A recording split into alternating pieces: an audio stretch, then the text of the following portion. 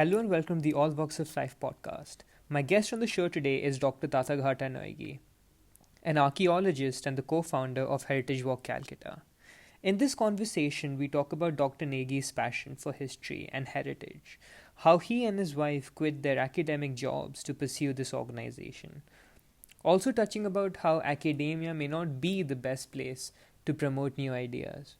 And this, I'm not really sure if I have spoken about this on previous podcasts, but there is this real pushback in academia, and I feel in other industries as well, but more so in academia, that if an idea doesn't abide by the general norm, it's very tough or very difficult to get it promoted out there. And this has been promoted by the works of Graham Hancock and several other historians, archaeologists who specifically face this problem. We talked about Calcutta, and Calcutta as a historical city, how Dr. Negi and I share a mutual connection as such, as the both of us were born in Calcutta and raised there. We talk about Dr. Negi's extensive research in the Chinese community in Calcutta and how they've been settled there for almost generations, really. We talk about the historical implications of Calcutta and how the East India Company ruled there. They even changed the flow of the rivers just to promote their business interests. We looked at Winston Churchill and the whole Bengal famine that took place, which is really horrific. And it's just to say that how the education system in India is, as in a sense that we know more about Hitler and the cruelty that was done on Jews than the cruelty done on the Bengalis. And there were almost 3 million Bengalis that were killed during the Bengal famine. Yet we don't know the severity of which is talked about in the general media or even in our textbooks. We looked at how governments have to contemplate between two heritage sites on what they'd want to preserve and not to preserve, because there is this because resources are scarce at the end of the day, and they can only really preserve so many things. Finally, we looked at the aspect of the heritage walks and how Dr. Negi has taken his organization virtual pretty much, and they've started conducting virtual walks which have touched 100 countries all around the world, which wasn't a number he was expecting, but he's really glad. And it's something he's been working towards for a long time now. I thoroughly enjoyed my conversation with Dr. Negi, and I hope you do too. And yeah, here's the conversation. Dr. Tathagata Neogi, it's a pleasure to have you on my podcast. Thanks for coming. Thank you. It's great to be here. Thank you for inviting. So, how have you been keeping yourself busy during the quarantine period then? Well, we actually were doing a lot of things. As you know, that we can't do physical walks or physical tours at this point. So what we did is we pivoted online very quickly. Right. So we have been transferring all our physical tours and walks into virtual version. And we have been doing a lot of online workshops and stuff as well. So yeah, that is taking up a lot of time. So that's really interesting, because I wanted to get into this whole aspect of how you sort of implemented this aspect of virtual walks as well. But just before we move on to that, for the listeners, maybe if you could walk us through your intellectual journey and how you got about starting this idea of, let's say, Heritage Walk Calcutta. Okay, so I, like, in my school, from my school days and all of that, I always wanted to actually study history. So it was really interesting to me. But I was not always satisfied by what the history syllabus had to offer, because the books, it's just very short and very short and simple. So I used to spend time in the library a lot, and I was one of those nerdy kids. And then after I finished my class 10, then I chose to, like, despite pressure from everywhere, how it works, to go to science and all of that. I decided that I want to go to humanities. So I did that. Right. And then finally I went to Jadavpur University to do a history bachelor's. And from there, I decided that I now want to actually do archaeology, like more specialization. So I went to Exeter University, did my master's there and my PhD there. And while I was doing all of this, and while I was traveling in England, uh, so I realized that you can actually do a lot of things with your academic background. You don't have to be in academia. And the problem in academia that I realized was that the information that or research that's done remains within a very small circle. So what I wanted to do is I wanted to spread out the research to more like to general people, people outside academia. And a fun way to do that was to actually create experiences out of them. So if you just tell a historical fact to someone, it might be boring. But if you create an experience out of that, including storytelling, including taking the people to those places and maybe meeting local people and see how local people understand that history there. Right. So that makes it more fun. And so I wanted to combine this with the fact that I wanted to create like I wanted to be an entrepreneur, as I wanted to go again to a different direction than most people do in humanities academia. And so my wife and I just decided to take this leap of faith and left our jobs. We were teaching in Kerala at that time. So left our jobs and we started Heritage Walk Calcutta in February 2017. So you bring on this aspect of archaeology and you talk about the UK, because I'm studying there as well. And I sort of have an interest in history, even though I'm not pursuing it in academia, as you may say. But so this personality comes to mind. So I'm not sure if you've heard about him, Graham Hancock, and he talks about this aspect of how it's very centralized when it comes to academia. And as you mentioned, they don't want to, let's say, spread the ideas out. And if you are an archaeologist or a historian who probably brings an evidence that is, let's say, a left field evidence and isn't, let's say, talked about in academia, it may not always be looked upon positively in that sense. So was that one of the driving factors, that even if you are doing good research, finding good facts, it may not always be presented to the populace? I mean, yeah, that is has been a problem in academia, especially ones that relate to history or anthropology or whatever.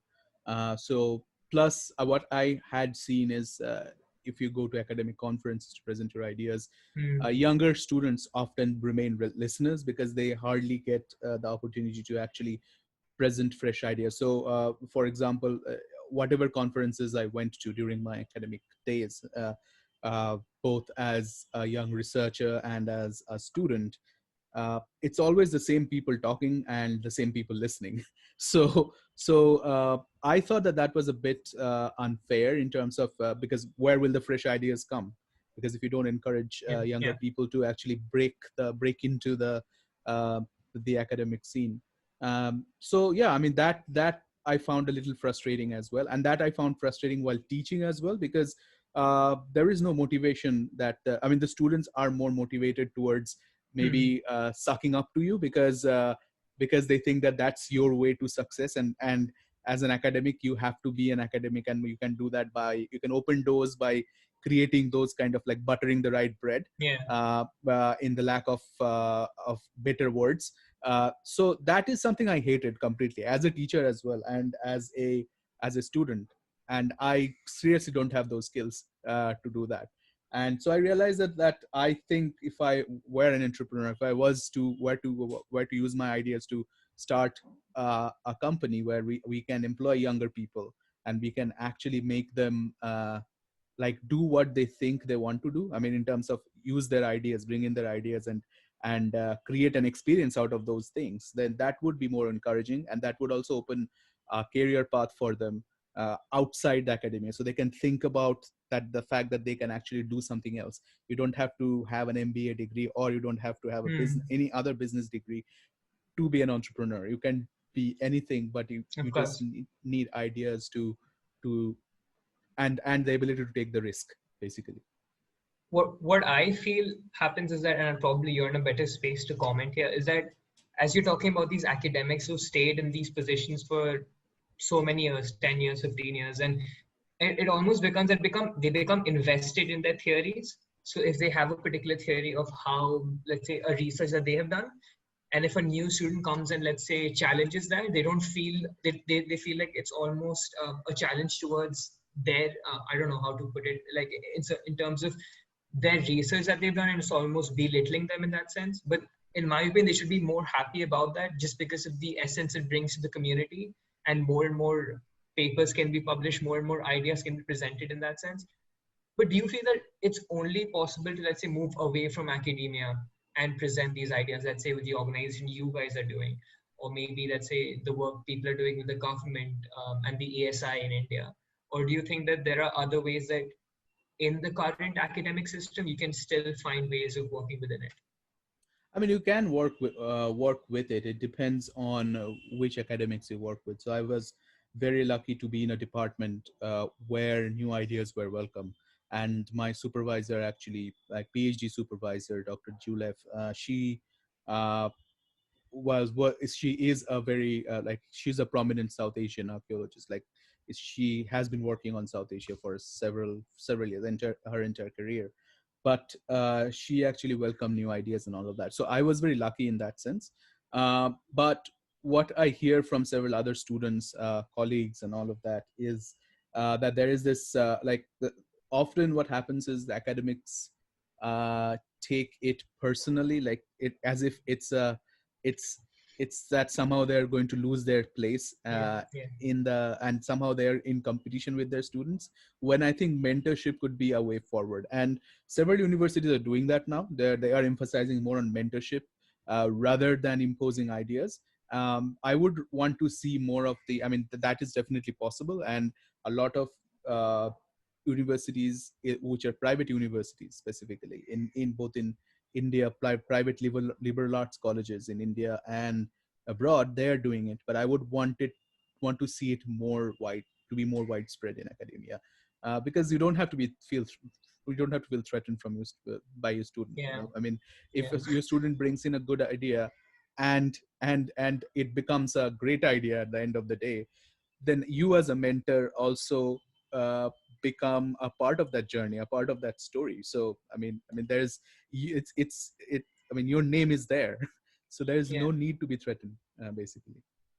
No, for sure. Like I totally agree with that. But just tying this back into, let's say, your research you did in South Asian archaeology, and then coming back to Calcutta to start the organization. Why do you think that, let's say, because I don't know if you know, but I was born in Calcutta and I lived there till the age of 13 as well. And in that sense, it is a very historical city with several monuments and several things there. But why do you feel that it is something, let's say, so you feel so passionately about? Is it because you were born there, and you've lived majorly your whole life there? Or is it something broader? Do you feel that it has more to offer than a city that still hasn't been explored? So a bit of both. I was born in Calcutta. I did the first few years of my schooling in Calcutta, but then I went to a boarding school for the entire school life. So in that sense, I did not grow up in the city. But when I came back to the city for my Jadavpur University days, then that's when I started exploring it with my friends and all of that. And the city started opening up to me. And uh, I was amazed that there's so much in terms of history and heritage, not just that, in terms of culture as well. Overall, that could be explored, and that could be then told to the world, like announced to the world. Because Calcutta's image, like when I went to England for the first time, and when I told people that I'm from Calcutta, they basically equated the city with three things. One is Mother Teresa, and number two is poverty, and number three is the black hole, which happened in back in 1756. So while Bombay and Madras, all of those cities, even Delhi has a lot of history and all of that, but Yeah, their images are very different. Uh, so I thought that Calcutta need, like we as people of Calcutta, need to brand the city in a way that is more accessible to public, because we often shy away from doing that, and we often think that anything that we can boast about, uh, like boasting is something which is morally not like morally bad. You can boast about certain things of culture, but you need to articulate that in the way that people in the world understands that. So that is why becomes a fundamental concept behind starting the company, the Heritage Walk Calcutta, because there is so much in the city, that so many stories to unravel and so many stories to be told to the world, that I mean, it can be a work of a lifetime, basically, or 2 lifetimes, or 3 lifetimes, so yeah, I mean, that's the reason. I had a connection with the city because I was from here. I am from here. But secondly, there are so many things that is untold in the proper way Right. to the world. Yeah. You say that, and that's very interesting because from the most time I spend there, like I visit there every year because my grandparents still live there, and everyone I meet there, any be it Bengali, be it a Marwari, be it anyone who's come down and settled there, they have an opinion on almost everything, Yeah. be it football, be it politics, be it art, be it food.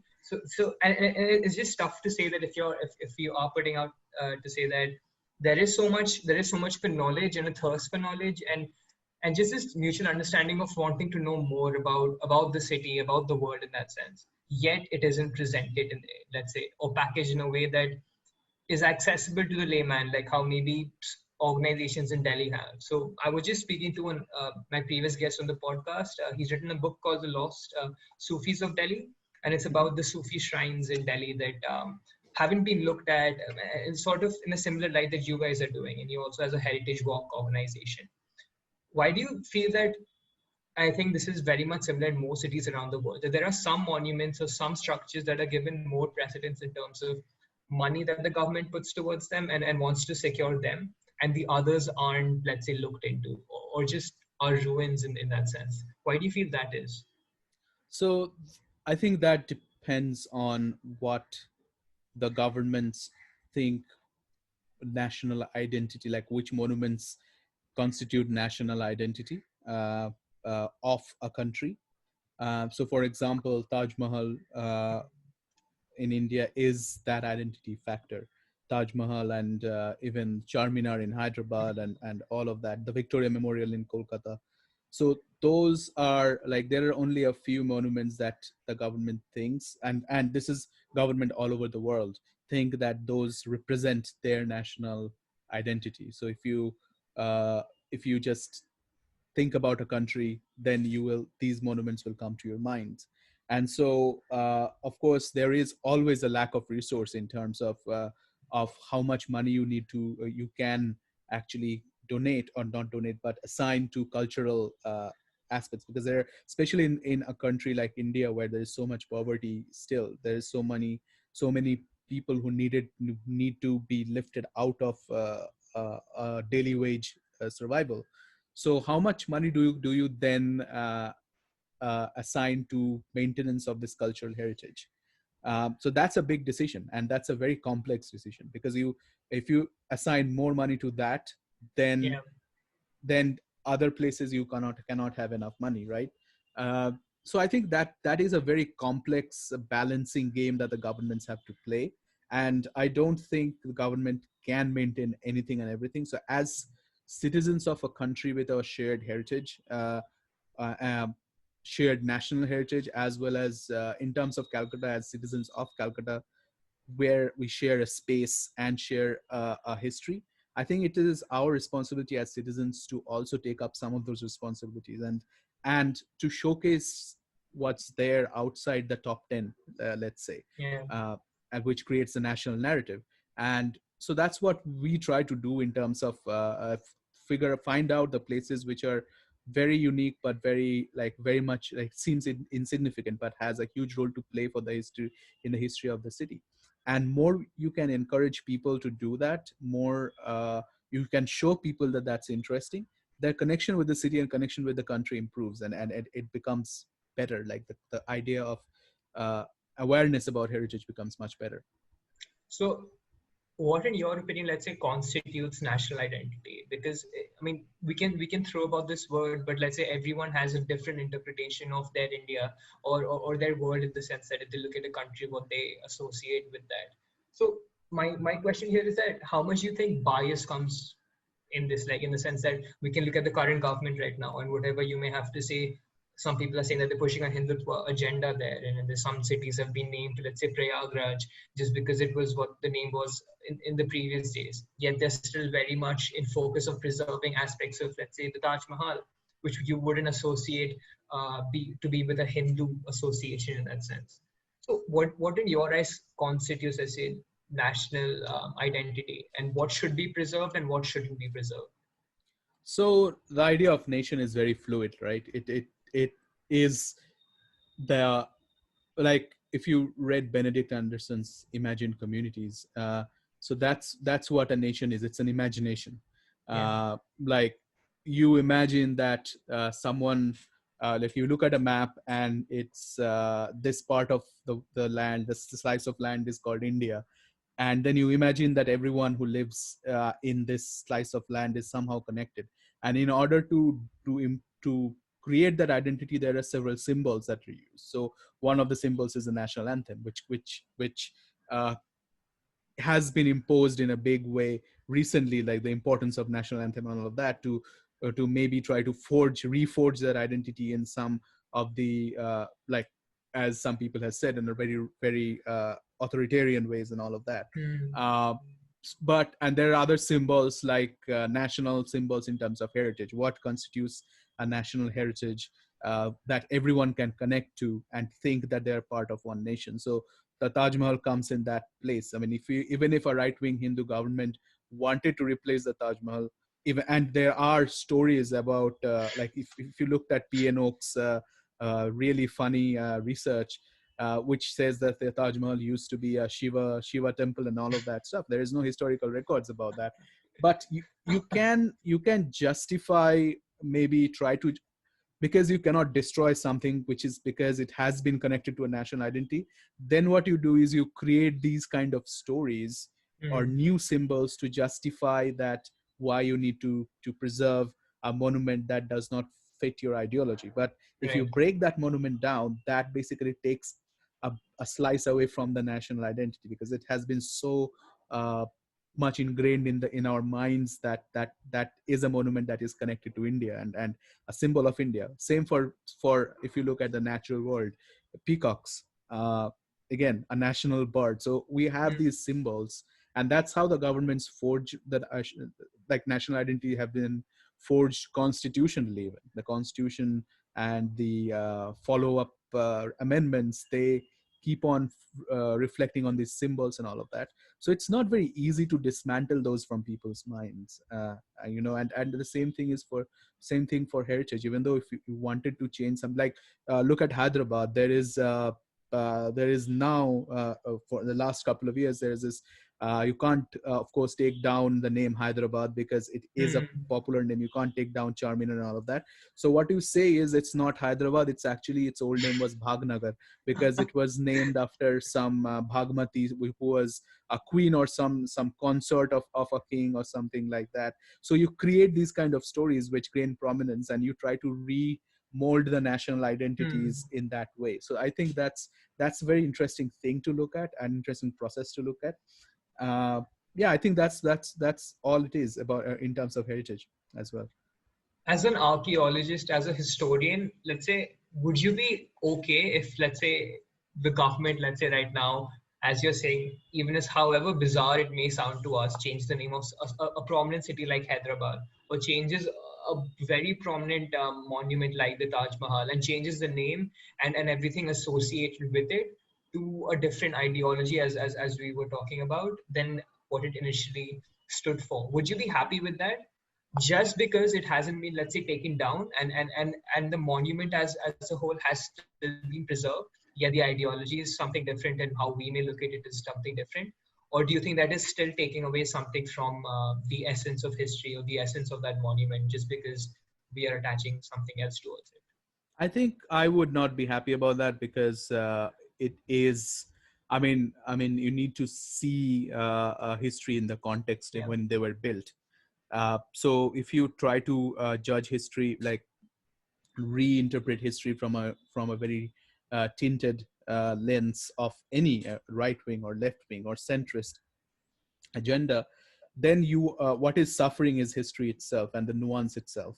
So if you are, like, you're saying that, say for example, Victoria Memorial here in Calcutta, there is a debate whether its name should be changed to Maharani Lakshmi Bai Shangra Sala or something like that. But then Lakshmi Bai has nothing to do with Calcutta. And Victoria Memorial as a building and its symbology and everything has to do with that history when Victoria Memorial was built, and that story is told inside the memorial. So just changing names is I think it takes away a lot of history away from it, because it is just airbrushing something that you cannot control by nuance. So that is would be very unfortunate, really. I mean, I'm totally with you there. I totally stand for everything. But then I think we fall into this aspect of this muddy waters, let's say. So if we see a monument that is, let's say, half ruined in the sense that a pillar has fallen down or something, then would we say that should it be the way it is because that it's been through the test of time, and who are we to interfere and add another pillar and try to make it look the way it was in the Mughal days, or whatever period we're looking at? Or like, where do you fall in that category then? Do you feel that if something is half damaged, would you be willing to, let's say, preserve it, even if that means that we have to come in and physically mount another pillar there? Or would you be happy that let's say a monument is half ruined in that sense? so I will not rebuild a damaged section. But what I would do, if I mean, I don't know who am I to say that, but what I would do is I would keep what is there and then add context to it in terms of maybe I would use VR or augmented reality to help people understand how it would have been at that time. What I would do is I would use sketches. I would put up boards there to show how the complete monument might have looked. So I would do computer creation, general creations and all of that stuff. But what I would also do is I mean, if it's a monument that is not under the government protection or doesn't have funding, then what I would do is I would also want to maybe convert it into a community space of some sort where it is made relevant to today. Because if, say, there is a ruined say a ruined hammam, and there are a couple of those in Bengal, a ruined hammam or a bath um, in somewhere in the middle of a village, which used to be a major capital maybe at one point, but now it's all gone. And the villagers are using that hammam, the parts of that hammam, as like to maybe tie their cows or put cow dung on it to dry and all of that stuff. That is their way of expressing or making that monument relevant for today. Now, if I'm going to restore it, obviously I'm going to talk to the villagers, bring them as a stakeholder, which doesn't happen a lot in India, because in India, the most of the restoration is a top-down approach, where stakeholders, the people, common people living around the area, does not always become stakeholders, and which is a huge problem. So if I just go in that village and just say that, oh, this is a very important structure, I put up a fence around it, immediately what I'm doing is I'm distancing myself and the monument from the local community. They don't feel the connection anymore. They don't feel the ownership anymore. So, but what if I go and restore it and say that let this be a sort of a village hall or a place where the panchayat can gather from now on. You can use it that way. But you also know the history, that this is what it used to be, and people will come here and see it, and maybe do something by the way that the local community also gets some type of revenue out of that. So maybe set up a small museum or something like that. But museums often disconnect the local community, even because if it's entirely a museum, then local people may not want to go in and feel that that's their space. So a part of it has to be a space that the local community uses.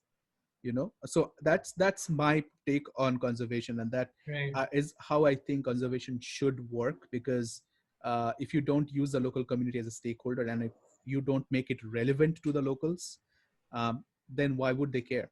And if you go in and redo the whole structure, then that is airbrushing history as well. Exactly. Yeah. Yeah. So you talked about this essence of using technology in some sort of, let's say, preservation, be it putting VR goggles on to see how it may have looked in the past. So, I mean, I sort of want to connect this to the stuff you are currently doing with the virtual walks, and seeing your social media.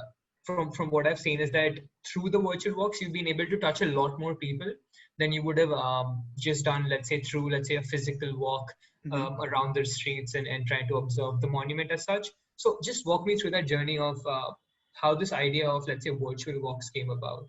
And was it just the need of the hour that it was necessary?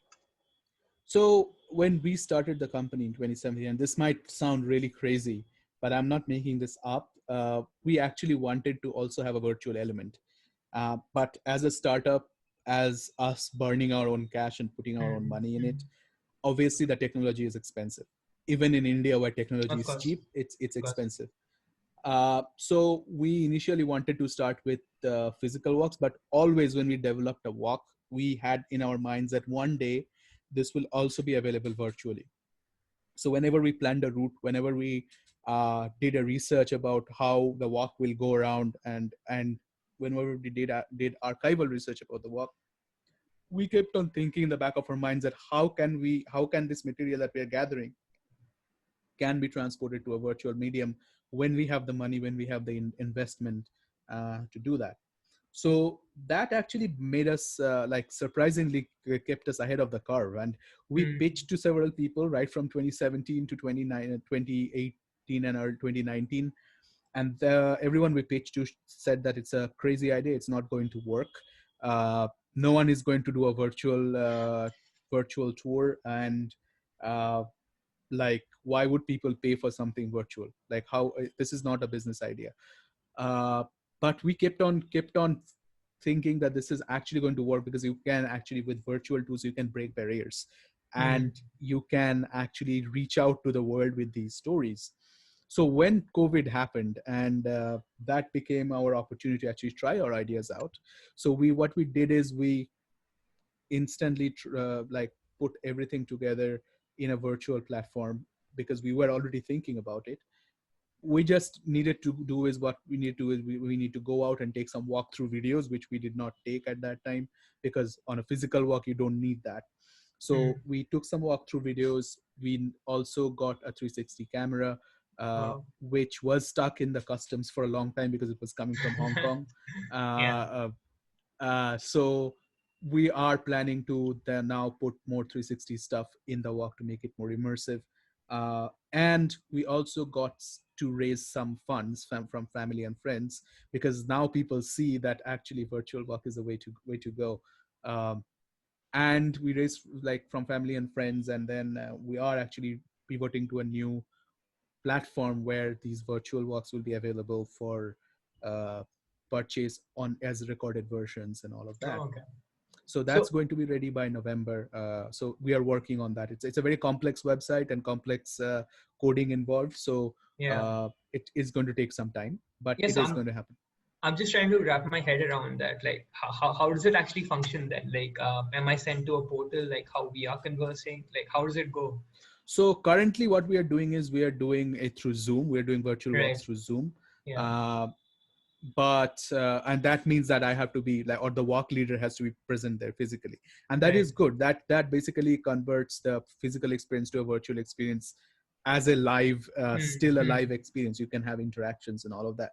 But what we are also doing is we are collecting people's questions. People ask us questions during the walk, so we are actually making a list of FAQs whenever we're going to pivot to the virtual platform where we're putting Right. the Right. recorded walks. Then we will have already have a question bank, so that if people type in those like some questions on those themes, they will already be getting ready answers to them. And that is in the works now. But that doesn't mean our Zoom walks are going to go away. Our Zoom walks are Hmm. going to stay, but there may be people who do not have a time to sit for say 2.5 hours at a time for a virtual walk. So they can then go to the recorded platform, rent that walk for say 48 hours, and then they can Yeah. finish it within the 48 hours Wow. whenever they want. So that's how it's going to work, we think, and that's how we are building the new platform. And then we're adding partners. We're talking to a lot of people worldwide who offer unique experiences. So people in England, people in US, Right. people in Africa, African countries, and all of that. People in Sri Lanka who are going to also, if it goes okay, then they're going to also put their experiences up there. So it's not just going to be Calcutta related, it's going to be a global platform. No, this sounds very interesting because I don't understand, let's say, the hesitation someone would want in that, because from what at least I'm gathering is that it's obviously, let's say, a very novel idea in the sense that not only during the pandemic time, obviously when it's hard to travel, but even so, just in the general scape of things, some people just aren't fortunate enough, let's say, travel to India Yeah, just to see some monument or for a certain period of time.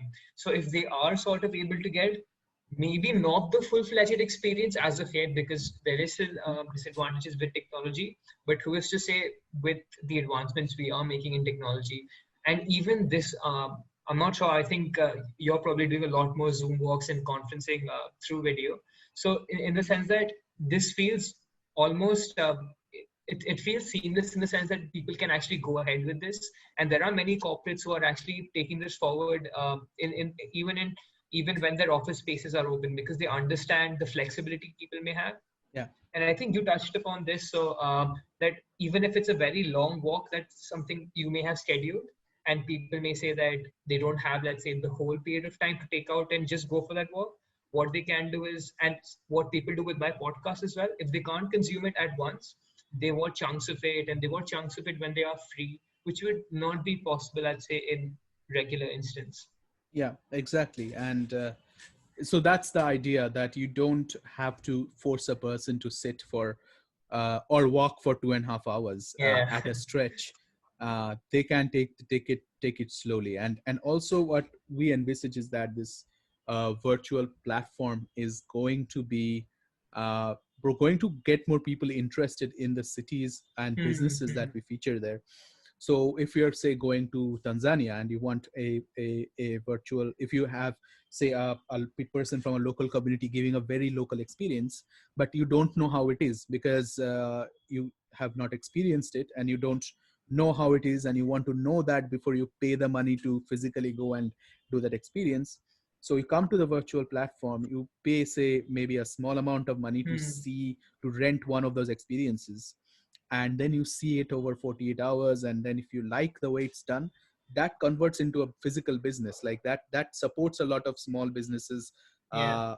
which curate these unique tours all over the world. So that's our idea, that's what we are going for. We are not thinking local, we are not thinking India, we are thinking the world.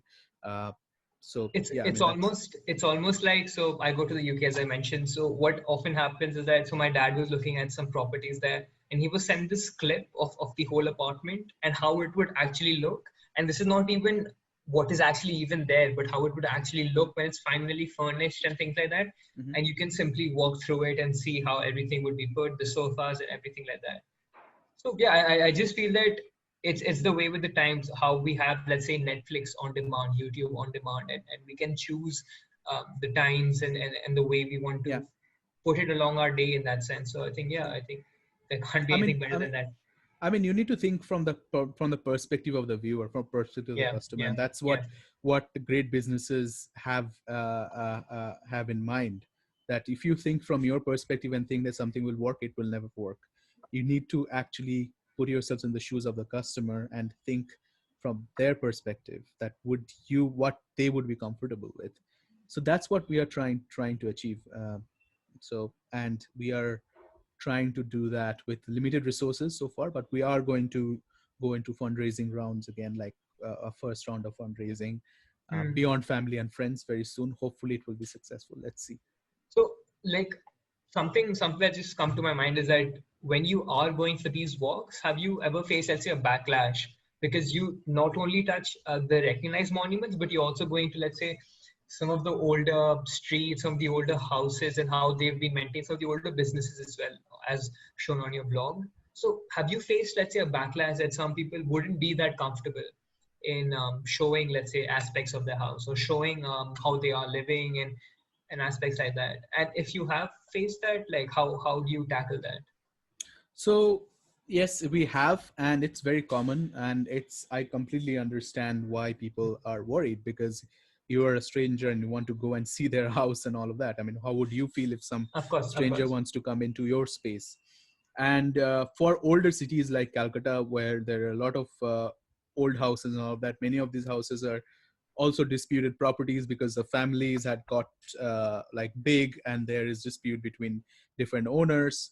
And then there's also an aspect of the fact that uh, maybe there are encroachers, and you just walk in and they don't want you to walk in there because they don't know if you're from the government or not, and what you're going to do with that information.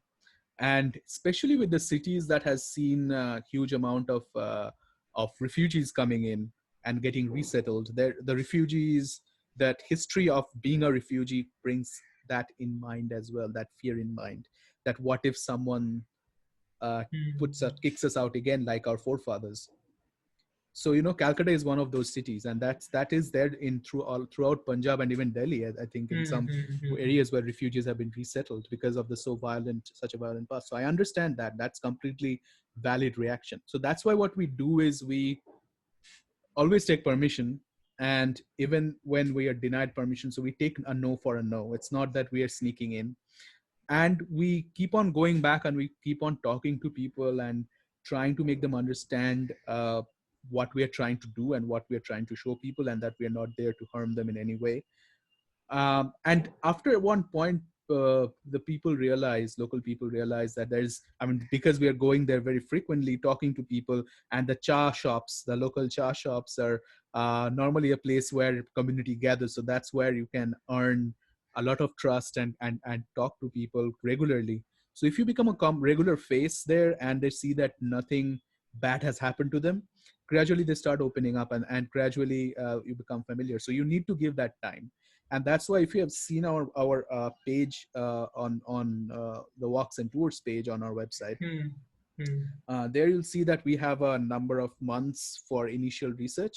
So the reason that those number of months are generally on the higher side, between 6 months to even 1.5 years, that is because we want to create this community connection before we actually take a walk there and all of that.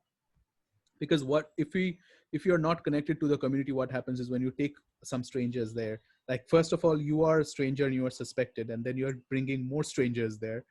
So there is a backlash, and it's not a good experience, not a good experience for you, not a good experience for the local community, because they're worried, not a good experience for the people who are traveling with you.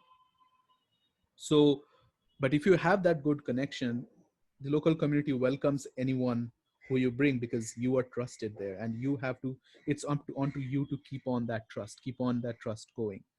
So that's what we do. I mean, it's we completely understand that there may be some backlash, and we try to find out the reasons for that, rather than being like, oh, okay, we are going to force an entry into a house, or we are going to call the police and all of that stuff. Yeah. No, so that's great to hear. But we were talking about this whole aspect of this virtual essence of walks and how positive that is. But just sort of this, I don't know. This is probably negative, probably something you've already thought about. That if you are, let's say, catching so many things on footage, and that's actually accessible for people to access, if they are able to pay and they want to watch it whenever possible.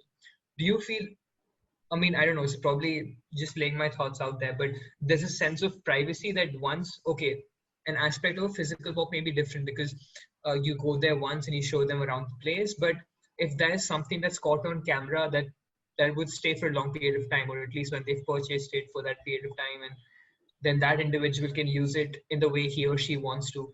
Is this something that you guys have thought about? And if you have, like, how are you guys, let's say, tackling privacy and are there any ways, I don't know, is this aspects you aren't showing, or are you just worried about if I show too much of an aspect, would that take away too much? I mean, I don't know, it's probably just too disjointed, So but we when we are doing converting something into a virtual walk and hosting it as a video, we always like have express permission from the people, and we explain why we are taking a video and yeah. how they're going to be used. Now, once it's put on the video platform, once the platform is ready, uh, it won't be downloadable. So you have to Right. go and watch it on the platform, and we also will have security encoded where you can't do screen recording as well. So there is no way that you are, and it will also have be watermarked. Uh, so Okay. so there is no way that you can misuse that content. So yeah, that's and in terms of if someone says no, in terms of that they don't want to their house to be shown as a video, to be hosted on a video platform and all of that, then it's completely understandable. And it's not that we throw some money at them and then they say yes, because I think if you involve money in personal relationships, that actually makes it more transactional, which is not Yeah. what you want with the community. So yeah, I mean, if someone says no, then that's a no for us.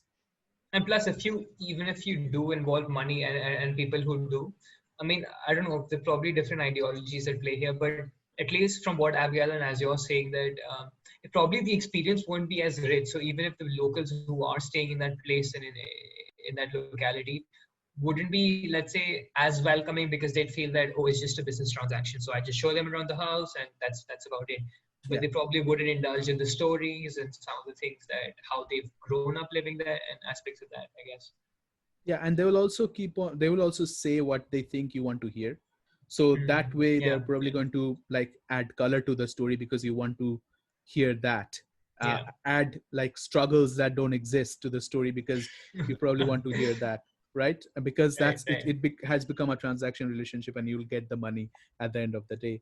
The more right. engaging story you tell, you get like probably get some money, and also some tips and all of that. So we don't want to do that, and that's what I learned from my days as a uh, being a PhD student doing field work in South India. That if you involve money in a research project, your community connections just go away. Like uh, you won't get actual information. So, so I was just trying to tie this into this whole aspect of your organization, and you've been running it since 2017. So, have there been some places that have just been more special than others, or some places that you feel that really need to be told? Their stories really need to be told, and for some reason, be it political bias, be it that the media hasn't been able to reach those places, or yeah. So, have there been some stories that you feel are special, or some places in Calcutta that you've been when you've reached there, you've been like, wow, that this must be told. So one of the research that is very close to our hearts is the Chinatown, old Chinatown in Calcutta, which is the oldest surviving Chinatown in South Asia, and which not many people know about. And because India and China have always been at loggerheads right from 1962, the Chinese community in Calcutta has been like they were persecuted in a big way. In 1962, they were sent to a prison camp in Rajasthan. There was part of like their citizenship was taken away, and then they were only restored citizenship in 1985 onwards. So that was a story of loss of property, loss of standing, loss of citizenship, loss of identity, and all of that stuff. Uh, because the government feared that they might be Chinese spies, even though they have not been to China for generations. Yeah.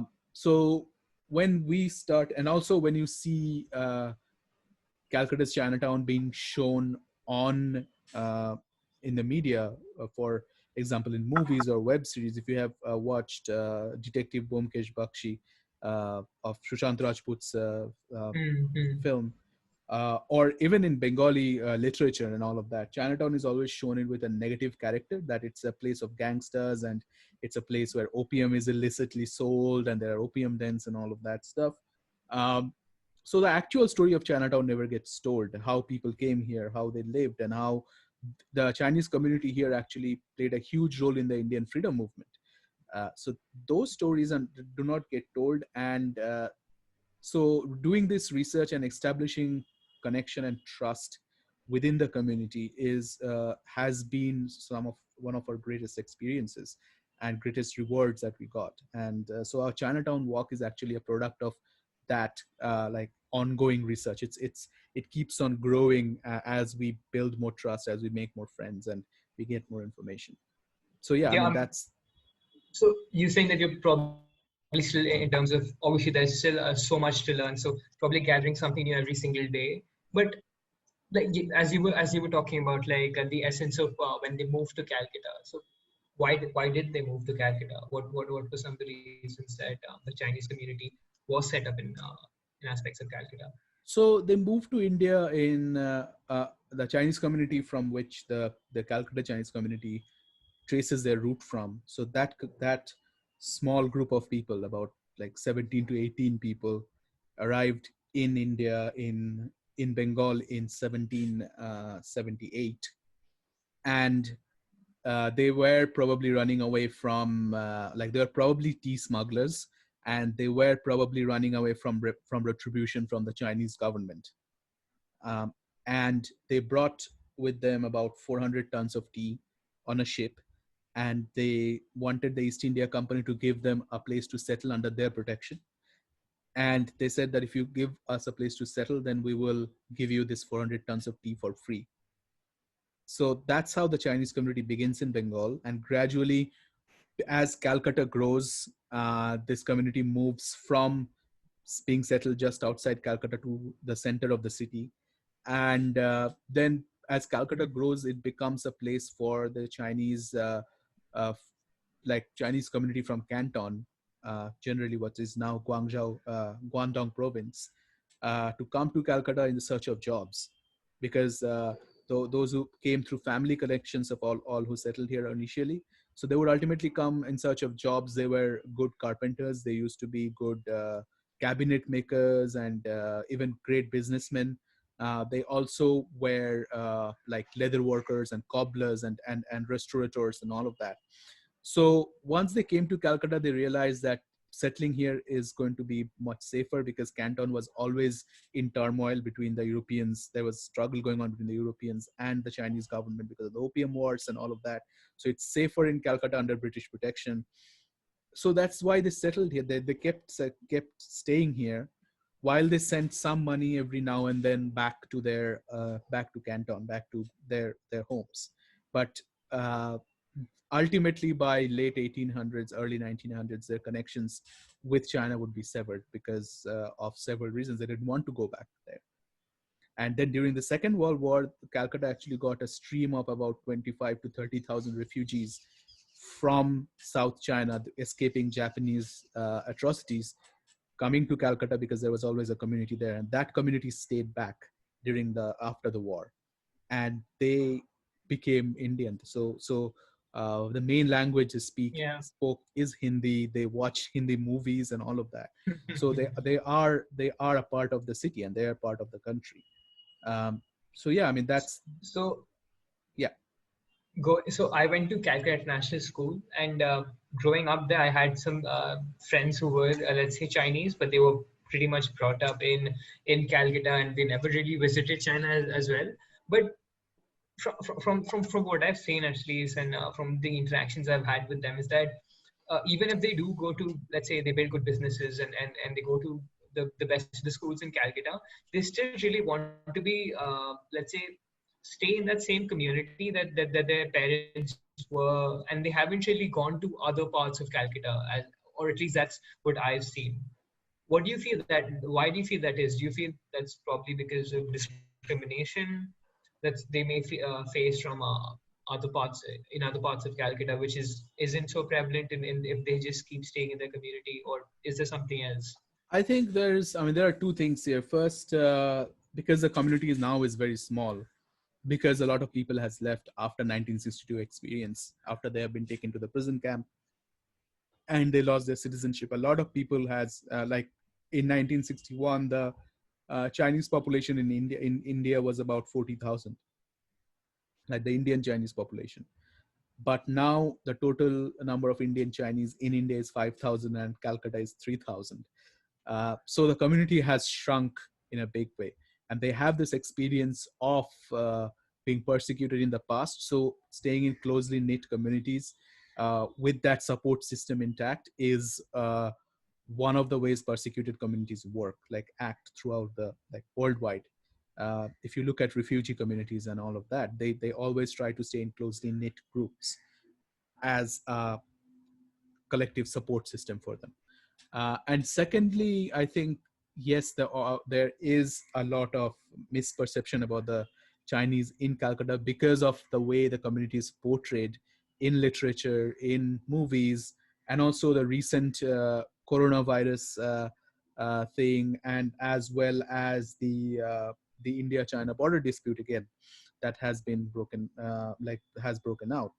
So, for example, it's very sad that there's a couple of members of the Chinese community. They had this initiative when COVID was first like declared as a pandemic, and Calcutta's Chinese communities and hotels and restaurants and all of that were starting to see a massive drop of business, because as if you go and eat there, you're going to get COVID.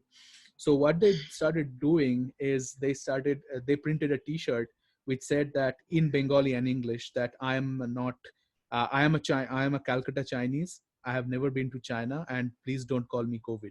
So you have to go through these extents because of the fear of persecution. And the same thing happened. The same fear happened with the when the India-China border dispute keeps on breaking out, and it has been a history since 1962. And India and China has been in a cold war. So I think one of the reasons to stay in closely knit communities is the fear of persecution as well, as the fear of discrimination.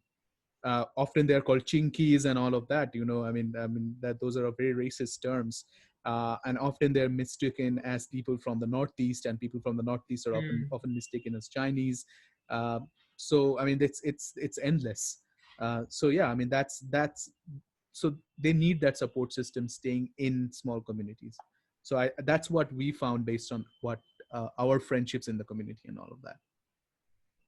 Yeah, I feel there is a major essence of that. But do you feel that until and unless these people from these community, as you say, I think the t-shirt's a good way to create change in society. But do you feel that unless and until they don't go and intermingle with, let's say, the Bengalis and the other people in the community, then maybe their voices will keep being, let's say, submerged, and people wouldn't be giving them as much importance because it's not in the public eye in most states. Like how do you feel, or do you feel that it is better for them in terms of a safety measure or in terms of other community measures for them to stay in their community? I mean, I think there should be more in terms of outreach, and it is happening from the Hmm. community level. The younger generation, the current generation, Hmm. they have business partners which are outside the community. So we know someone who has a business partner in a Momo. They have a Momo chain called Momo Box, and they have started a business together. And the person who this our friend Trevor, who is Calcutta Chinese, he tied up with is actually a Marwari who is a vegetarian. Uh, Oh. but these kind of exchanges are happening, and these kind of partnerships are happening. A lot of Calcutta Chinese are now marrying into other communities, which were not happening earlier. So this is a very new thing. And they're also, because they're going to because there are schools and college, like generally the Chinese community groups end up in St. Xavier's somehow, and St. Xavier's is a very multicultural Hmm. college. So these kind of intermingling and exchanges are happening, and the fact that whenever we go for a Chinese invitation, we see that there is a lot of people from actually outside the community there as well. So that is very encouraging, and that is gradually happening. But again, that fear of persecution and Yeah, that yeah. memory of persecution makes the process a little slower and tentative. But I think it's going to happen in the like it is a positive step, and there is more outreach happening now than ever, which is a great thing. Another story that I was really touched by when I was reading it and wanted to explore more, and I thought that you'd be the perfect way to know more about it, and actually me looking into it was that so there was this Battle of Calcutta which you guys have referenced on, I think, a podcast and a couple of blog posts as well. So just let's see what was the Battle of Calcutta and what was it actually about? So Battle of Calcutta happens there in 1756, when the East India Company is with their fort in what is now Dalhousie Square. That was where the old Fort William was. So they stop listening to the Nawab of Bengal. So they are not paying the usual taxes. They're misusing the passes that the Nawab had issued them for free trade. and they're also not willing to take down fortifications of because the Nawab said that you are just a business enterprise. Why do you need fortification? And the fact that you are building a fort despite me telling you take it down means that you don't have any confidence on me that I can give you protection. So because of all of this, Siraj-ud-Dowlah, who was the Nawab of Bengal, who has Hmm. just become the Nawab of Bengal at that time, he was 24 years old. He attacks Calcutta with about an army which is about 10,000 strong. And East India Company at that time has only 800 soldiers, most of them part-time, like militia. And most of them actually are not even English. Most of them are either Indians or Armenians or Dutch or French hired hands from different places, and Portuguese pirates as well. So they are trying to Hmm. protect this fort, a British fort, while Siraj-ud-Dowlah comes in with his huge force to teach the British a lesson. So the Battle of Calcutta happens on 4 days in June, I think June 5th to 29th in 1756. I may be wrong about the date.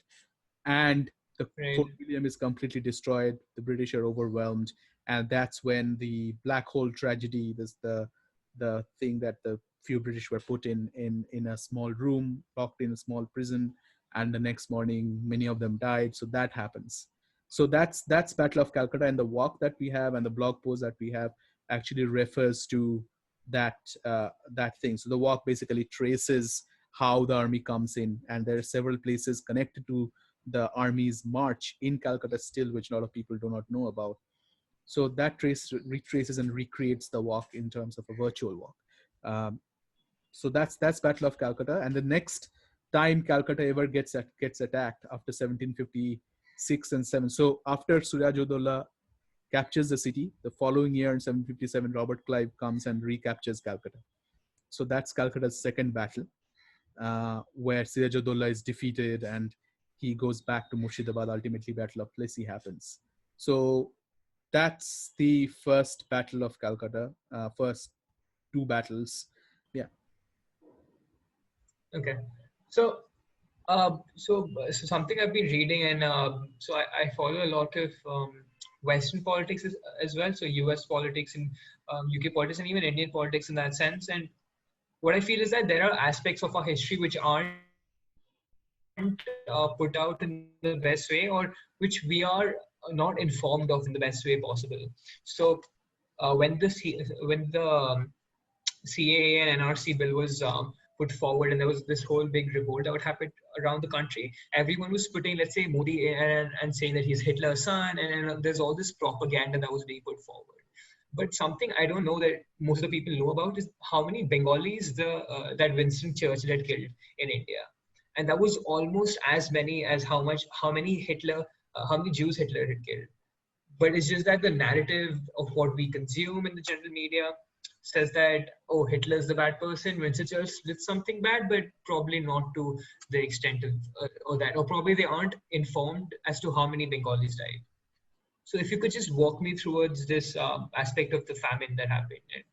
Yeah, so I think the problem is that history is often written by victors, and the fact that Churchill has a, I think, 3-volume book called The History of the Second World War, which he won the Nobel Prize for in literature, and also how the rhetoric was during the Second World War, that Hitler is and has been the bad person, at least in the Western way of thinking, and that has entered our history syllabuses and all of that. So we read more about what was going on in Europe during the Second World War than we read about what was going on in India during the Second World War. So our Second World War history education, even in the bachelor's level, is more Eurocentric, Euro-American centric, and we don't really learn about the battles that were being fought in Manipur, in Arunachal Pradesh, and all of that. Hmm. We don't really read about what was happening, Calcutta being bombed, and all of that stuff.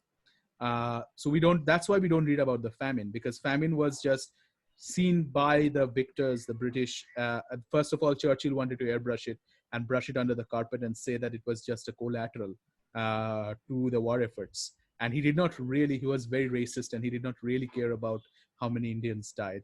About 5 million people died within a Hmm. span of 1.5 to 2 years in Bengal, which is almost 3 million people died, not 5 million, which is half the 3 number million, yeah. of Jews that died during the Holocaust.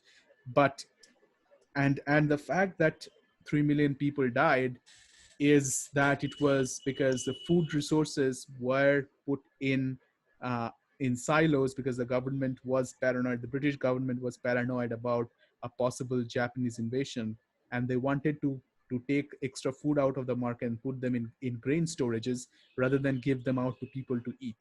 So it was a man-made famine that killed so many people just out of a baseless fear, because they were not prepared. Calcutta was not war prepared, Bengal was not war prepared. And so, but the Japanese ultimately did not come. They just bombed the city a few times, but they never got to invade. They never invaded. And so based on this fear and paranoia, you just ended up killing 3 million people who could have eaten and survived with the food that you were storing in silos. And not just that, uh, the food that was stored in silos was also being airlifted into China to feed. There's a big famine going on in China at that time. So the British wanted the Chinese to be an ally. So the food was being airlifted from Calcutta and being given to the victims of the Chinese famine.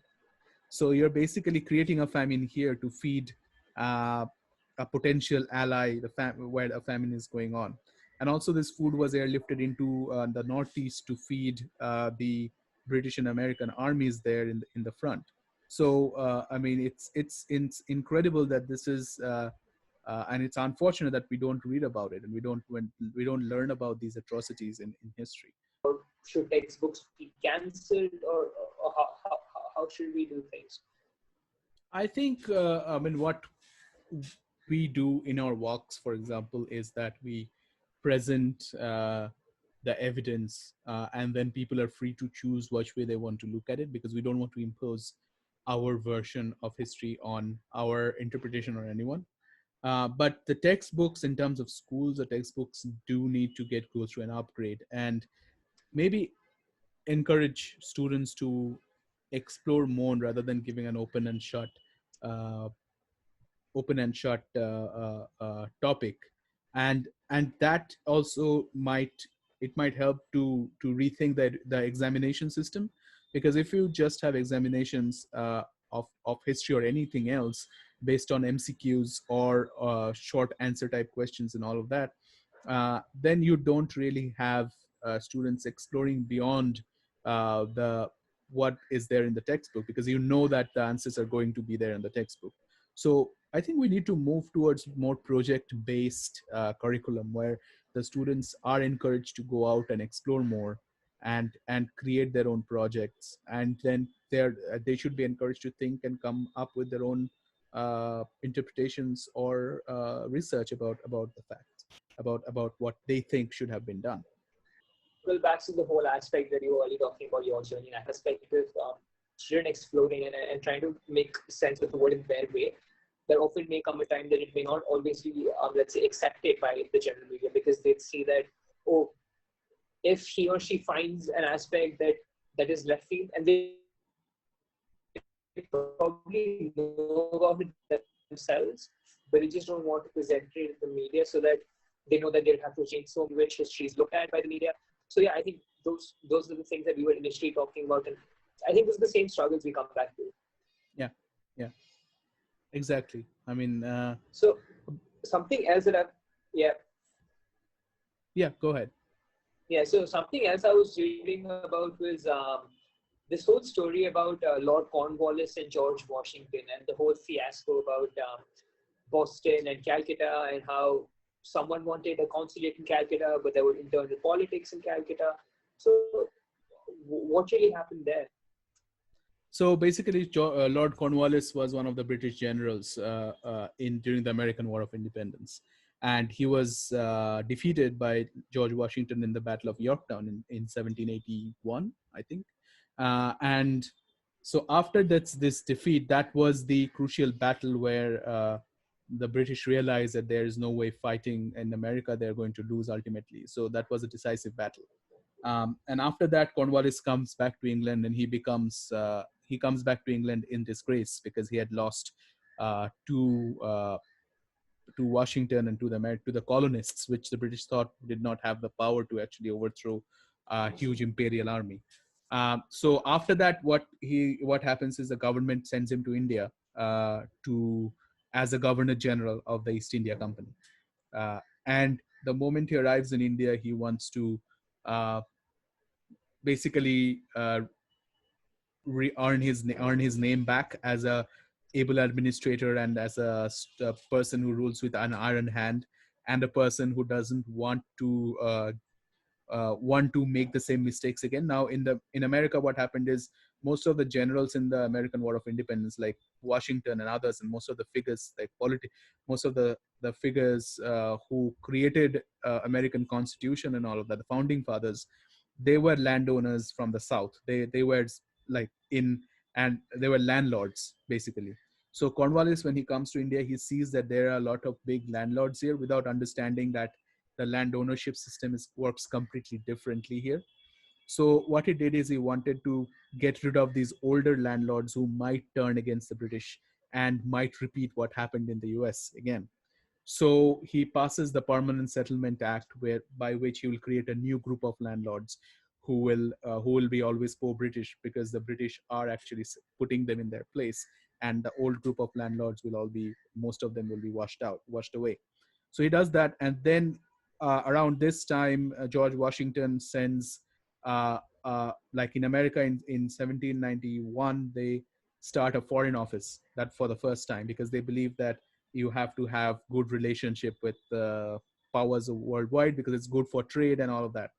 And they start sending consulates. So they send a consul general in London, they send a consul general in Cape Town, which was a major waypoint if you wanted to come to India, or if you wanted to come to east from the west, you have to have a stop in Cape Town. So it was a major British and Dutch holding. And the first consulate the Americans sent to Asia was actually someone called Benjamin Joy, who was a British loyalist, who was a loyalist, like who supported the British cause during the American War of Independence. But that's why George Washington thought that he will be more acceptable to the British, without knowing the fact that Cornwallis is the Governor General now.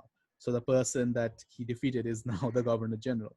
So when Benjamin Joy arrives in Calcutta with the letter from Cornwallis, a letter from Washington, Cornwallis had already left, but before leaving, he wrote down instructions for the next Governor General, saying that when Benjamin Joy comes, you do not need to show him any respect, because you don't need to trust the Americans, and you don't need to also give him the right to be like the proper station as a consul general. So what he can be is a trade attaché, but nothing more than that. So no privilege of a consul. So each consul general from each country used to have their, like, East India Company used to give them a house where they could stay and give them an office space where they could work and all of that. So he was not given all of that. Plus, it was required that each consul general is given a 16-gun salute when their boats arrived to Calcutta, but he was not given a 16-gun salute. So he was not given a gun salute at all. So Benjamin Joy realized that he is coming in a very tough situation. So he tried to work with the British still, without getting the proper in terms of proper. He was not accepted as a consul general. He remained a trade attaché. He had to rent a house himself, but soon it became impossible for him to work with the British, because the British kept on stalling his whatever he wanted to do. So he wrote a letter in frustration to Jefferson, who was the Secretary of State at this time in the US, Thomas Jefferson, that I want to be called back to the US because I can't work with the British. So he was called back, and then a couple of other consul generals were appointed after him, but they never made it to India because they had heard horror stories from Benjamin Joy. The next consul general, American consul general, who actually makes it to India and is accepted as a consul general, happens in 1841. So there is about a 50 to 60 year gap between these two people coming to India. Yeah, so that's what happened. Isn't there something there that the US, like the Boston office was still really interested in Calcutta because of the sort of trade that was happening? I'm not really sure, was it silk or some other sort of fabric that was being transferred from Calcutta to Boston?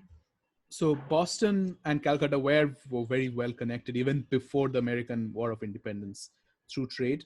And it was cotton that was, there's a type of cotton called calico, which is the white cotton on which you can print things or in your own, like you can print patterns and all of that.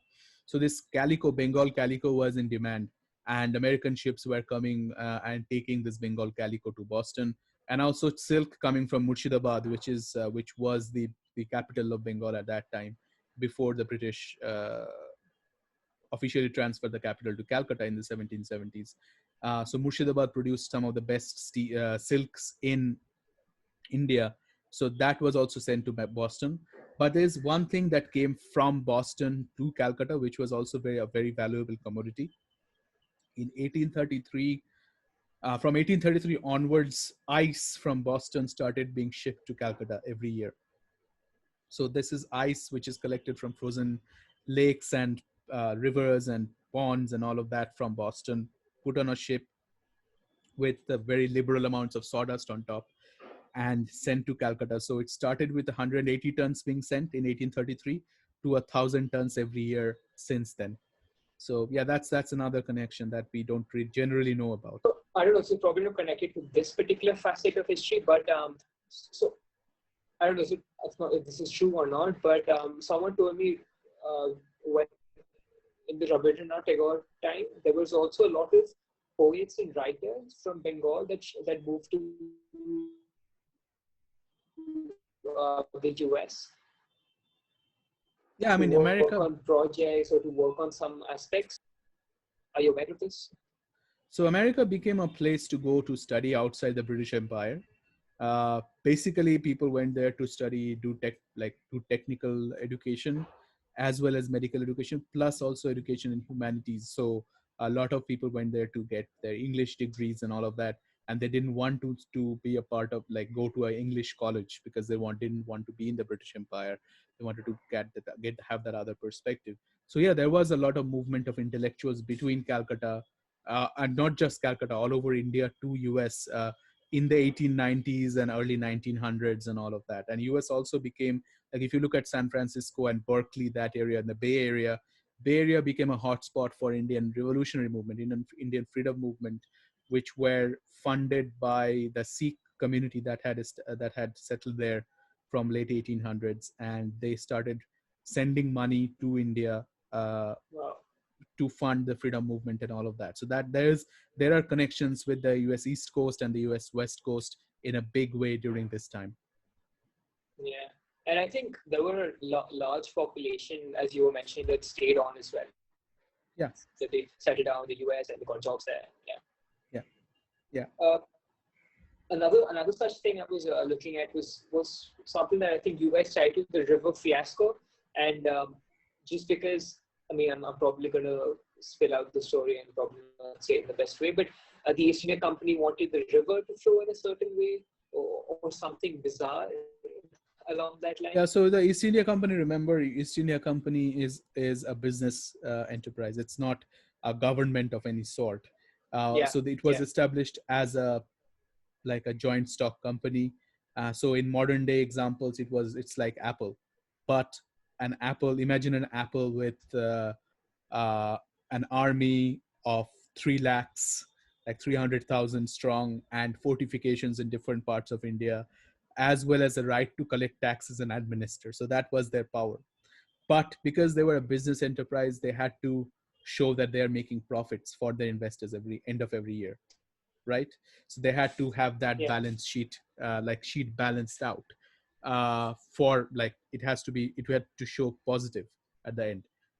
So they did a lot of bizarre things to make that happen. There is this British settlement called Kasim Bazar, which was a major silk producing area, near Murshidabad, near then capital of Murshidabad. So Qasim Bazar was settled in the early 1700s, and it was an island. It was almost an island. So the river went around all the way around Qasim Bazar, and the British were settled there so that the Nawab can basically keep them in isolation from the rest of the community, so the British could not uh, like interfere with the politics and all of that, but they can continue trade.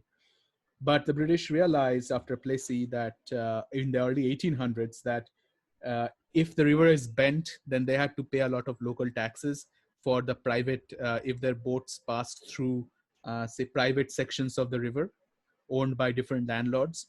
So they wanted Oh, to straighten the river. They wanted to not pay those taxes because they wanted to like balance their profits out that way.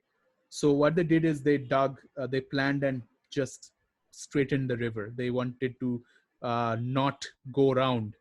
So what happened as a result is uh, that section remains as a horseshoe lake now, because it is now cut off from the river, and the city that had grown up and thrived because of the British trade, the city of Qasim Bazar, that was gone, destroyed within the first 3 years of the river being straightened, because no one was coming there anymore, and it was not lucrative to stay there anymore. Plus there were diseases and all of that that came in and completely destroyed the population there. Yeah, so there are several other stupid things that the British would do oh, to try to. that's yeah, that seems seems absolutely bizarre. Is the slave trade also linked with this, but like in a much broader sense that the British did just to maximize their profits, or what So was the Bengal slave slave trade about? so slave trade, it was not just the British. It was the British, the Dutch, the Portuguese, Yeah. the French, the Danish. Every European power was associated with that. So the slave trade that came to Bengal, there were two types of routes. So one route was that the Dutch would go around in East Indies, which is now Malaysia and Indonesia and all of that, which was Dutch uh, owned lands at that time. So they would keep on raiding these villages, coastal villages, and they would kill all the men, and they would enslave all the women and children, and they would then sell them along the east coast of India. So they would start selling them from Chittagong and then come to Calcutta, and they'll sell some of them here, and then they'll go down to down the sea to Masulipattnam in Andhra Pradesh, sell some people there. They will then go to Madras and all of that, and then they'll go to Sri Lanka and sell people there and all of that. So that was the Dutch trade, and the British, Danish, French, and other European slave trade was they were actually, when they were coming around Africa, they were collecting slaves on the way there, African slaves, which were mostly men, and they were selling them all the way. So they would then make a stop in Mauritius, like sell some slaves there. Then they will come to Bombay, sell some slaves there. Then they will come to Sri Lanka, in Colombo, sell some slaves there. Then ultimately it would end in Calcutta and in the Bengal area. Now there are these two kind of slaves, the women and the children who are from Malaysia, the Southeast Asian slaves. They were generally purchased both by Indians and the Europeans as cooks and like maids in the house and all of that. And the African slaves were in demand as securities, as guards and like private militias for different landlords and all of those things. Plus, the African slaves also were in demand by the churches. So several priests owned slaves, both Anglican, Catholic, or Lutheran. They owned slaves themselves, and they were trained into how to play the piano and how to play the organ in the choir, so they can play all of those things during the choir, or if they were hosting a party in their homes, then they would be in charge of playing the music and all of that stuff. How long did this go on till, like? So in 1832, I think the British government banned the West Indies slave trade, so that the slave trade that was going on from Africa to America and the Caribbean. So that was banned in 1832 by a parliamentary law, because it was finally the government decided it's immoral and Bible, as if the book did not exist before that, assures equality of life to every human being and all of that stuff. Now, But what about, so East India Company argues in the parliament that what you see in India is not slavery. What you see in India is not tied to land like slavery that you see in the Caribbean. It's not tied to the sugar fields, sugar plantations, and all of that. What you see in India is something called free labor. So they coined a new word. So they said that these people are actually not becoming slaves in the field. They were being adopted by the families, and they're working as house servants or maids or security guards and all of that. And the only difference is they're not getting paid for what they're doing. So as if that makes it better. So East India Company, and because there was a lot of investors in the British Parliament who invested in the East India Company, East India Company always had an upper hand, and they could control the British politics the way they wanted. Yeah.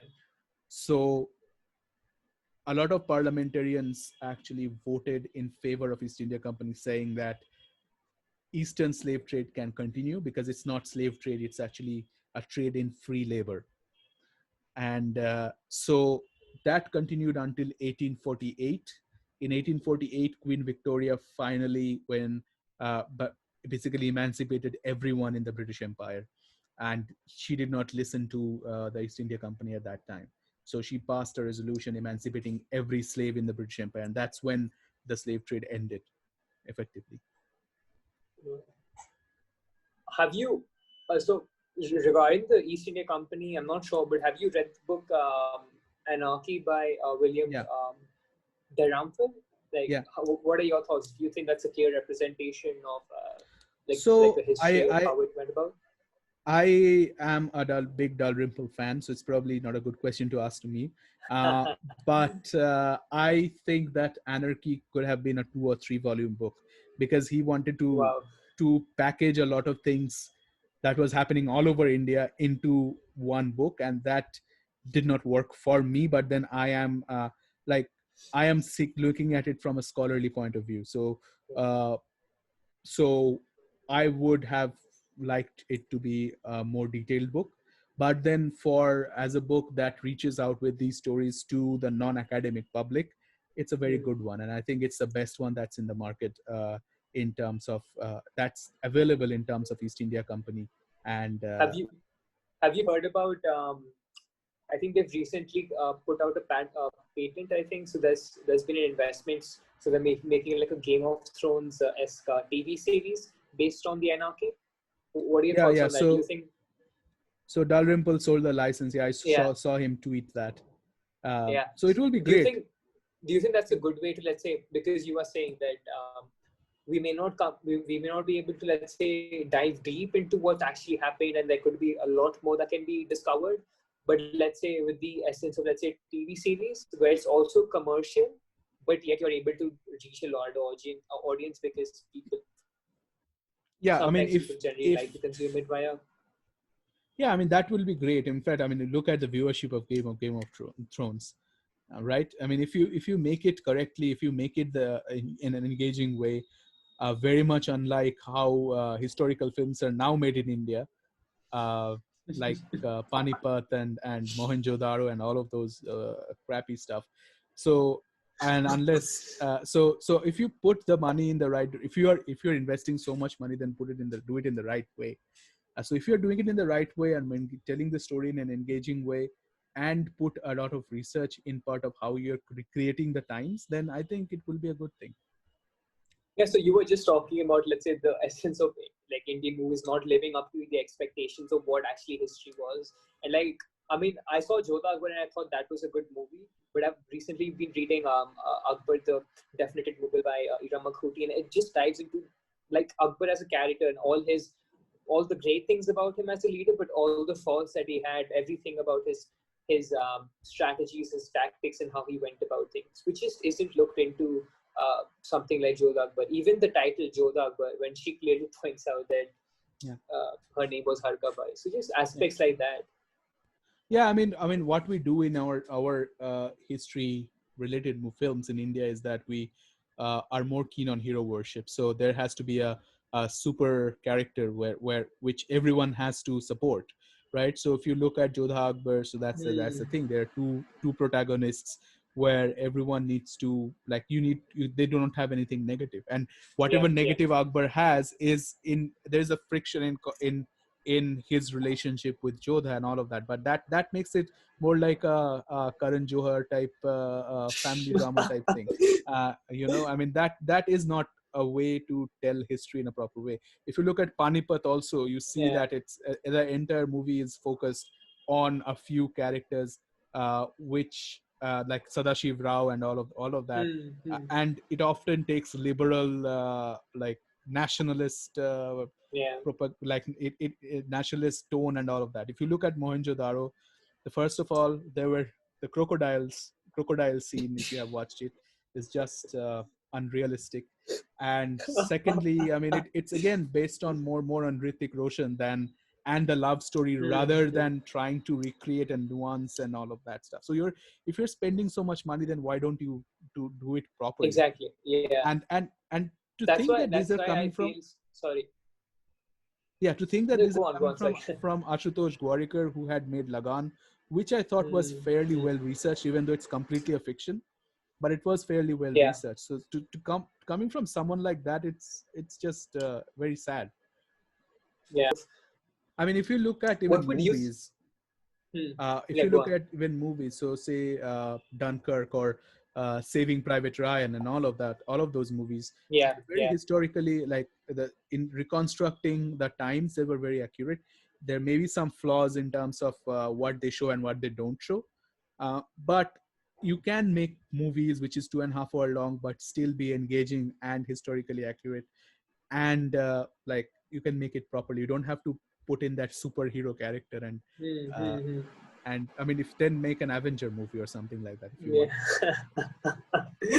They are basically Avenger movies at the end of the day. It's just that we don't recognize. I mean, look at Padmavat. I was just speaking with my previous guest about it, and I think I think I heard this somewhere else. I think it was Amish Tripathi, who's a great historian as well. He says that if he really had to show Alauddin Khilji, he'd probably look more Chinese than he looks more Indian, because that's what the perception was. When the Turks came into India, they almost looked like a different breed, and they were in that sense. But it's just to get, let's say, people's I don't know, man. Whatever even is the reason. So yeah. So I want you to end with, let's say, because I want you to sort of end with, because you know so much about Calcutta history and history in general. But and as you were saying, the main sort of reason you want to do this is because getting Calcutta in the limelight and telling stories which aren't told in that sense. Where do you think is a good place to start for, let's say, a novice like me or other people who are listening and watching in here? Like in terms of, are there good books to pick up? Some good books to pick up, maybe some good things to watch on the internet, or how do you think that we can know more about Calcutta? So, I mean, in terms of books, there are most of the things are actually like most of good books written about Calcutta, which are accessible, which are not academic, like does not use academic jargon and easily readable, are all on the internet, because those are all out of copyright now. So you can start with Echoes from Old Calcutta by Bastide, which is on archive.org. You can also read Calcutta Past and Present, Calcutta Old and New. All of these books are available for free on archive.org. And they give the British perspective, but then Calcutta was built as a British city. There are a lot of academic books on the city, so that I don't know if it will interest the general public often, because it goes into nuance, like it goes into very deep analysis and all of that. If you want to read about the Bengal famine, there's a very good book called Hungry Bengal by Janam Mukherjee, and it is written in a very accessible way. So that is something that you can look at. And finally, I mean, come to our walks, if I can say so. Yeah, of course. To our virtual walks, because you can attend from anywhere in the world. So yeah. Dr. Neogi, it was a pleasure having you on. I think we touched upon some great topics, and I'm really happy you had the time for me. I'm really sorry for the sort of connection drops that we had in the middle. But anything for the viewers, maybe where they can find your work, where they can come to your walks from, and anything your social medias, feel free to plug. And then if you want to attend a walk, it will see all of the walks listed there, upcoming walks. And our social media is, if just search Heritage Walk Calcutta on Facebook, Instagram, and Twitter, and you can see us. And my personal Twitter handle is archaeonomad if you want to follow me on Twitter as well. Sure, and I'll link them down in the comment section down below as well. Thanks so much. Thanks for coming on. I hope we can do this sometime in person as well. Yeah, thank you very much. I look forward to that. Yeah, thank you. Bye. Thank you. Bye. If you enjoyed listening to this conversation with Dr. Tathagata Neogi, do hop over to his website, Heritage Walk Calcutta, and check out the stuff they're doing. I think they're doing some great work when it comes to history and heritage, in terms of Calcutta history and even history on a more global scale. Or simply following him or his organization on the social media platforms, which are linked in the show notes. Moreover, if you'd like to follow me and my work, do consider subscribing to the YouTube channel, dropping a review/rating on Apple Podcasts. It helps us reach a much larger audience base, or simply following me on my social media handles, which are as follows: my Instagram handle at @ishan_agarwal_, my Twitter handle at @agarwal_ishan_, my website/blog ishan_agarwal. I would also like to thank Nandini Agarwal for all the amazing thumbnail artwork that she's done. You could follow her and her work on Instagram, Nandini Studio. Thank you once again, and yeah, see you in the next one.